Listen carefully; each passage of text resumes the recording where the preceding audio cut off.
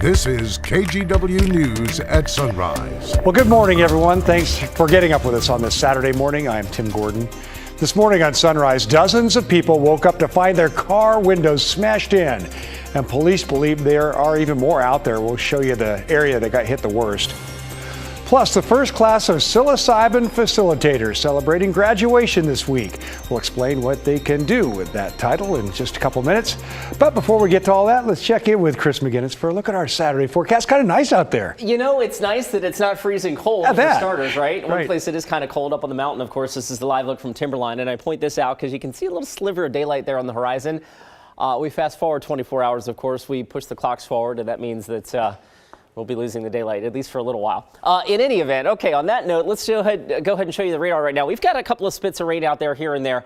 Very, very light stuff, if at all. Over the last 3 hours, you can see showers primarily concentrated along the North Oregon and the South Washington coast, and even a few mixed rain and snow showers in the Oregon Coast Range. The snow levels today in the Coast Range generally starting around 1,500 feet or higher, probably upwards of about 2,000 feet as we roll through the day today.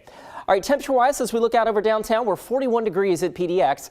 Elsewhere, we're 38 in Hillsborough and Forest Grove. Big perspective across the state this morning. Cold, but not unseasonably cold. East of the Cascades, it's 21 in Baker City, and Burns checking in with 17. All right, the plan for today, lots of clouds. I've got the shower chance here, but Tim, there's going to be a lot of dry time. We may even see some sun breaks today, and temperatures inching into the 50s this afternoon. Back to you. We will take it. Thanks, Chris. Well, this morning we begin with mass vandalism in southeast Portland, where dozens of car windows were smashed in. The damage centers around southeast to 62nd and Foster, but there are several more victims across that area neighborhood. While police tell us so many cars were hit, they don't really know the full scope of the damage yet. Catherine Cook spoke with victims, some of whom had more than one car hit. Vacuuming glass from grass. A huge pain in the absolute worst moment. Just moved in, fresh to the neighborhood. That Jake Kelly could have imagined. The driver's side front window was bashed in. Jake and his girlfriend discovered the damage Friday morning, along with dozens of other broken car windows. So I come out, broken. Unbelievable. Manuel Bernal made his feelings clear on the tarp covering his broken window, calling the vandals haters, cowards, and lazy. Just people that are just ignorant. There's no respect for other people's property. Most of the damage is scattered along Southeast 62nd on both sides of Foster and several other surrounding streets. Jake and his girlfriend had been excited to move here from California. We had kind of been tipped off about, car jackings or car theft, vandalism kind of being on the rise in the PNW, but, didn't want to lean too much into that narrative, didn't want to judge. Across the street, I was like, oh man.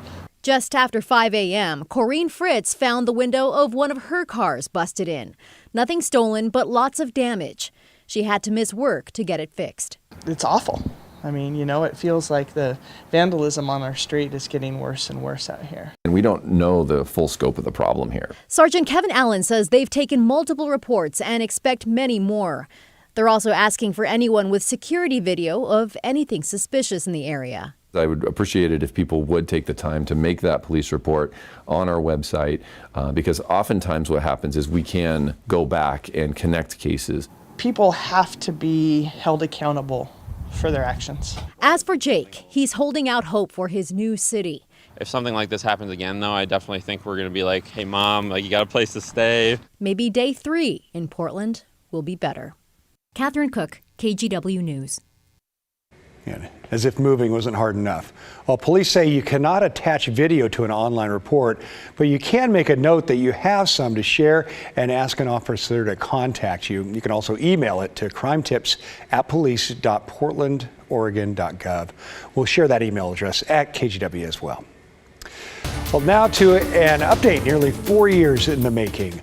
A man who shot and wounded 2 sheriff's deputies, one of them seriously, faces 45 years in prison. A Washington County judge sentenced 60-year-old Dante Halling to the maximum on Friday after he pleaded guilty to 6 counts of attempted murder. In 2019, Halling shot the deputies at Hag Lake as they responded to reports he was stealing from a home.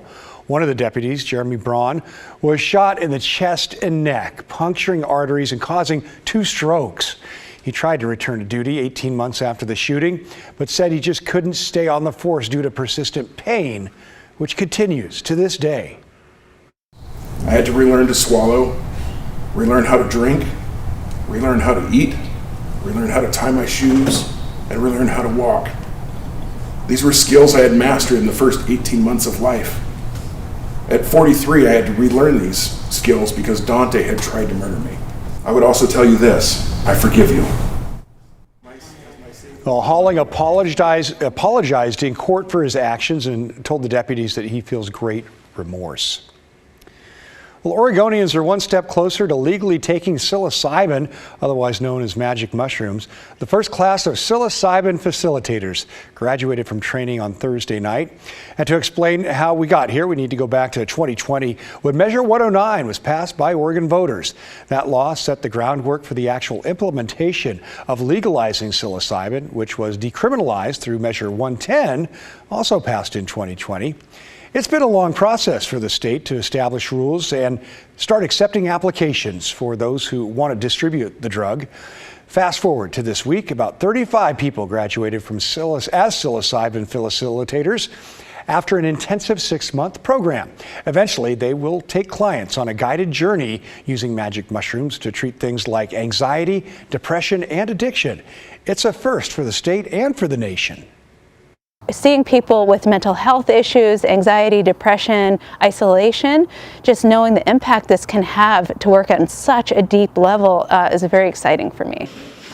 Now, 2 more groups will graduate this weekend. After graduating, they must pass an exam administered by the Oregon Health Authority before applying for a license. Graduates hope to have services up and running for the public by the end of the year, though the timeline is still a little bit uncertain. Well, Portland State University has a new president, and there she is being greeted to the podium. The university's Board of Trustees unanimously selected Ann Cudd as their 11th president. Cudd will join PSU this summer after she wraps up her current job as provost and senior vice chancellor at the University of Pittsburgh. In Portland and at Portland State, we're in a great situation to be a magnet for students who may not feel from where they live that they're as welcome anymore in higher education. And I think that Portland State can really be a magnet for these students. When Cudd takes over in August, she'll become the second woman to serve as president in Portland State's 76-year history. She succeeds President Stephen Percy, who announced his retirement last year. All right, well, the KGW Great Food Drive, you know, it is underway, and we have the goal of providing $1.2 million worth, 1.2 million meals worth of food, it should say, not dollars. So far, we provided close to 600,000 meals. Last year, as many as 1 in 8 Oregonians sought food assistance. You can help people facing food insecurity right now, today. Give online at kgw.com/food drive. And all this week, when you give at Rivermark, they will double your donation. To see all the ways to donate, or if you need assistance, visit kgw.com/food drive. There it is again. We want to thank local Toyota dealers, Pacific Office Automation, and Safeway for supporting this year's food drive. Please join them and give with your heart. Appreciate that. Well, coming up after the break, a big blow to the tech industry. A bank in the Silicon Valley shuts down.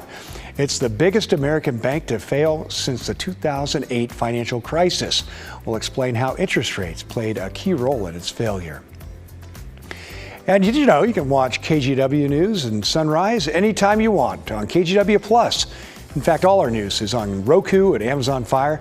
Just look for KGW and please add us to your home screen and stream Sunrise on your schedule.